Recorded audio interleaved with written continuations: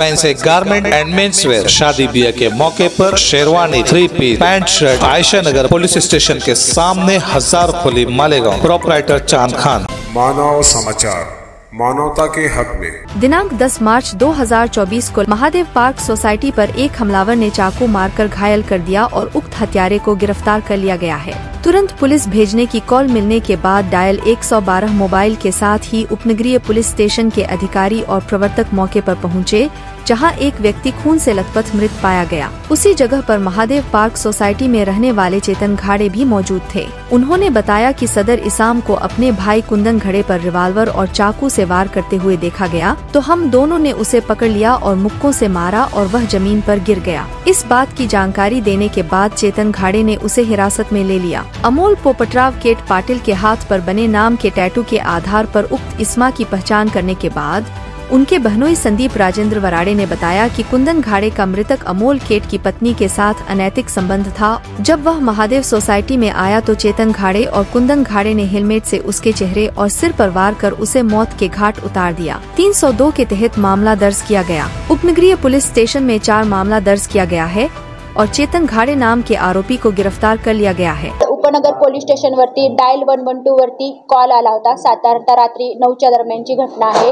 की एक इसम हातामध्ये बंदूक आणि चाकू घेऊन एका व्यक्तीला मारत आहे।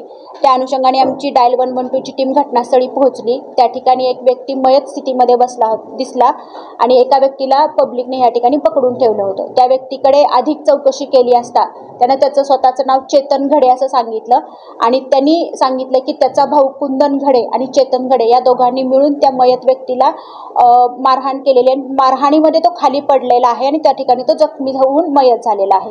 त्यानंतर त्या मयताची ओळख पटवण्यात आली। मयताचं नाव आहे अमोल पोपटराव काटे पाटील असं या ठिकाणी लक्षात आलेलं आहे।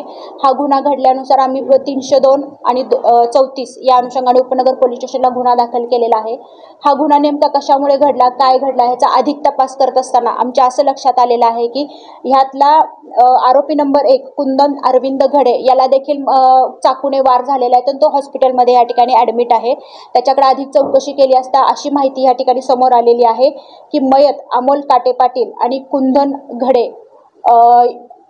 मयत अमोल काटे पाटील याची पत्नी आणि कुंदन घडे याचे अनैतिक संबंध एकमेकांबरोबर होते आणि त्या संबंधांचा जाब विचारण्यासाठी मयत त्या ठिकाणी गेला होता।